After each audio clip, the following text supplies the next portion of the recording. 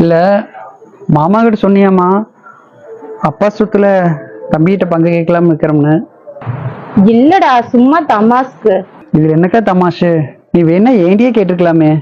அதுக்குள்ளடா, அப்பாவோட சொத்து எனக்கு கொஞ்சம் வந்ததுன்னா நான் இங்க கெத்தா இருக்கலாம் இல்லடா. அதான் சொல்லுக்கா, நீ என்ன எதிர்பார்க்கற? இல்லடா, நீ ஒரு ஒர்க் ஷாப் வச்சிருக்கில்ல, அந்த இடத்துல பேக்கரி கட்டினா நல்லா இருக்குன்னு கொஞ்சம் தோணுது. அதுக்காக தான்டா. நீ எனக்கு ஒன்னும் சும்மா தரலடா. அப்பா சொத்துல பொண்ணுக்கு பங்கு இருக்குன்னு ரூல்ஸ் எல்லாம் இருக்குல்ல. இங்க பாருக்கா, சட்டம் இருக்கோ இல்லையோ, நான் அப்பா சொத்துல பாதி உனக்கு கொடுத்துடலான்னு நான் முடிவு பண்ணிட்டேன். அது இல்லாம அப்பா ஒரு 30 லட்சம் ரூபாய் வச்சிருக்காங்க, அதுலயே நான் பாதி கொடுக்கலான்னு உனக்கு முடிவு பண்ணிட்டேன். உண்மையிலேயே எனக்கு ரொம்ப சந்தோஷமா இருக்குடா. அப்பா இருந்தா கூட இந்த மாதிரி பண்ணிருக்க முடியாதுடா. இப்ப சொல்றேன்டா குட்டி, எத்தனை ஜென்மம் எடுத்தாலும் நீதான் எனக்கு தம்பியா பிறக்கணும்டா. நாளைக்கே நான் வர்றக்கா. சரிடா, வாடா. வீட்டுக்காரருக்கு ஒரு வார்த்தை சொல்லிடுவோம். ஏங்க, இடம் மட்டும் இல்லைங்க, என் தம்பி பணமும் 5 லட்சம் ரூபாய் கொடுக்குறேன்னு சொல்லியிருக்கானுங்க. அதாங்க அந்த சொத்துல பங்கு கேட்டோம்ல, அதுதாங்க. பாத்தீங்களா என்னோட திறமைய?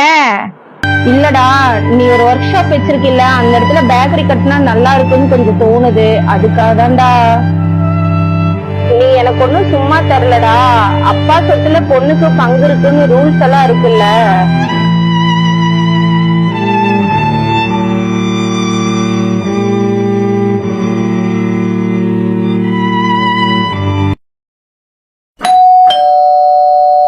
வாடா தம்பி, இப்பதான் வரையா? ஆமாக்கா. அம்மா எல்லாம் எப்படி இருக்காங்க? எல்லாரும் நல்லா இருக்கிறாங்க. இந்த தம்பி, ஹார்லிக்ஸ் சாப்பிடு. நீ அப்பா மாதிரியேடா, சொன்னதை உடனே செஞ்சிடுற. இந்தாக்கா, டாக்குமெண்ட்லாம் ரெடி பண்ணிட்டேன். நீ ஒருக்கா படிச்சு பார்த்துட்டு வந்து கையெழுத்து போட்டீங்கன்னு சரி.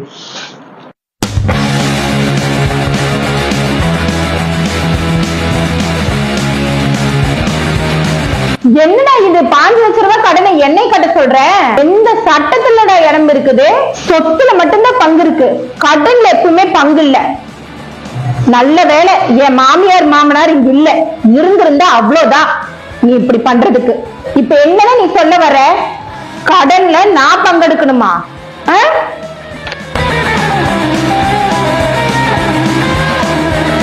என்னக்கா பேசுற? அப்பா சம்பாதித்த சொத்துல பங்கு கேட்கிற உனக்கு அப்பா வாங்கின கடன்லயும் பங்கு இருக்குல்ல, அதான்க்கா நியாயம். நான் தெரியாம தான் கேட்கிறேன். அது என்னக்கா, சொத்து இருந்தா மட்டும் பங்குக்கு வரீங்க? இதுவே அப்பா கடன் பண்ணியிருந்தா போன் பண்ணா கூட பார்க்காம மாதிரி போறீங்க. அந்த 30 லட்சம் ரூபாய் கடன் கூட உன்னோட கல்யாணத்துக்கு வாங்கினதான்.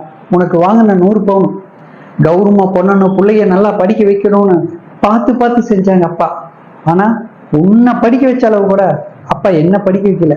என்னையும் படிக்க வச்சிருந்தா நானும் எங்கேயோ போயிருப்பேன். இன்னைக்கு அந்த 30 லட்சம் ரூபாய்க்கு நான் 40,000 வட்டி கட்டிட்டு இருக்கிறேன். எப்படின்னு பாக்குறியா? அந்த ஒர்க் ஷாப்ல நான் செய்யற வேலை என் உடம்பு ஒத்துக்கலக்கா. ஸ்பேனர் புடிச்சு புடிச்சு புடிச்சு புடிச்சு கழட்டி கழட்டி என் கையெல்லாம் வலி எடுக்குது, உடம்பு வலி எடுக்குது. நைட்டு போன தூங்க முடியல. அப்படியெல்லாம் வேலை செஞ்சு செஞ்சு யாரோ ஒருத்தருக்கு வட்டி கட்டிட்டு இருக்கிறேன். அப்பா செஞ்சுட்டு போன ஒரே தப்பு, இருக்கிறத வச்சு பிள்ளைகளுக்கு கல்யாணம் பண்ணணும், பிள்ளைகளை வச்சு நல்ல பையனை பார்த்து கொடுக்கணும்னு யாரும் நினைக்கிறது இல்லை. தான் தகுதிக்கு மீறி ஏதாவது செய்யணும் செய்யணும் செய்யணும் ஓடி ஓடி இந்த மாதிரி நகை வாங்கிறாங்க. ஆனா கொஞ்சோடு நிலம் இருந்தா உன் பிரஸ்டீஜ் போயிரு. அப்பாவோட சொத்து வரலாம், உன் பிரஸ்டீஜ் போயிரு. பிரஸ்டீஜ்னு என்ன தெரியுமா? பெத்தவங்களோட குடும்பமானத்தை காப்பாத்துறது, புகுந்த இடத்துல காப்பாத்துறது தான் பிரஸ்டீஜ். பிள்ளைய ஒழுக்கமா வளர்த்துருக்காங்க, நல்லா வேலை செய்யறாங்க, எந்த ஈகோவும் இல்லாம வளர்த்துருக்காங்கன்னு சொல்ற மாதிரி நீ வளர்ற பார்த்தியா, அதாக்கா பிரஸ்டீஜ். நம்ம குடும்பத்துக்கு நீ வர பிரஸ்டீஜ். நான் தெரியாம தான் கேட்கிறேன். அப்பா சொத்துல பங்கு கொடுக்கலன்னு லட்சக்கணக்கான கேஸ் கோர்ட்ல இருக்கு. ஆனா அப்பா வாங்கின கடனை கட்டுறதுக்கு தம்பி ஒத்துக்க மாட்டேங்கிறேன், எனக்கு கொடுக்க மாட்டேங்கிறான்னு இங்கே ஒரு கேஸ் காட்டு பார்ப்போம். இருக்காது. ஏன்னா இது சுயநலமா வாழ்ற பூமி. இங்க நீ மட்டும் என்ன விதி விலக்கா? இப்போ 40 லட்சம் ரூபாய் சொத்து உனக்கு தர, ஆனா அந்த 5 லட்சம் ரூபாய் கடன் உன்னால கட்ட முடியல. இப்ப நான் போய் கட்டணும். நீ எப்படி ஆசையோட பாசத்தோட இருக்கணும்னு நினைக்கிறியோ அதே மாதிரிதான் நானும் என் குடும்பத்தோட ஆசையோட பாசத்தோட நினைப்பேன்னு நினைக்கிறேன். அதெல்லாம் உங்களுக்கு எங்க தெரிய போகுது? என் குழந்தை நல்லா இருக்கணும், என் புருஷன் நல்லா இருக்கணும், என் மாமியார் மதிக்கணும். இவ்வளவு தூரம் மாமியார் சந்தோஷப்படுவாங்க நீ கேட்டியே, அம்மா சந்தோஷப்படுறாங்க நீ கேட்டியா? கேட்க மாட்டேன். ஏன்னா எப்ப நீ பிறந்த வீட்டை விட்டு தாண்டி வர்றையோ அப்பவே எல்லாத்தையும் மறந்துடுறீங்க. நாங்க எதிரியாயிரும் உங்களுக்கு. ஒவ்வொரு தீபாவளி, ஒவ்வொரு ஆடி நோம்பி கடனை வாங்கியது உனக்கு செய்யறது இல்லை. நாங்க தீபாவளி கொண்டாடுறோமோ இல்லையா என்னையோட பாக்குறது இல்லையில. நான் தெரியாம தான் கேட்கிறேன். இந்த சொத்தை வாங்கித்தான் உன் வீட்டுல அரிசி வாங்கி போடணுமா? இது ஏதோ 5 லட்சம் ப்ராஜெக்ட், 20 லட்சம் ப்ராஜெக்ட் நல்லா பீத்தினேன். அதுல எல்லாம் அரிசியை வாங்க முடியாதா? அம்மாவையும் தம்பியும் கஷ்டப்படுத்தி அந்த சொத்தை வாங்கிதான் நீ அரிசி வாங்கி சாப்பிடணுமா?